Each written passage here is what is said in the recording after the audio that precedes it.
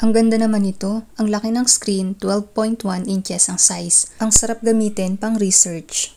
Matte yung likod niya kaya hindi madulas at hindi madaling kapitan ng fingerprint. At ito naman yung charger niya. USB Type-C na, mas mabilis at convenient. Tapos sa pag-on, madali lang. Pindutin ang power button sa gilid. Pagkabukas, madali lang ang setup. Piliin lang ang country tapos i-click ang terms. Ito ay may 8GB RAM kaya mabilis mag-open ng apps. At may 256GB storage naman kaya marami kang pwedeng isave na files. Ang smooth ng screen, may 2.5 resolution at 120Hz refresh rate kaya sobrang responsive. Ang ganda gamitin lalo na kung may stylus ka. Ang sarap magsulat at mag-drawing.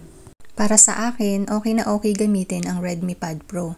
Mabilis, malinis ang interface at perfect para sa productivity o pang-study. Kaya kung naghahanap ka ng tablet na pasok sa budget pero solid sa performance, masasabi ko na ito na yon. Mabilis lang mag-charge kaya okay na okay talaga.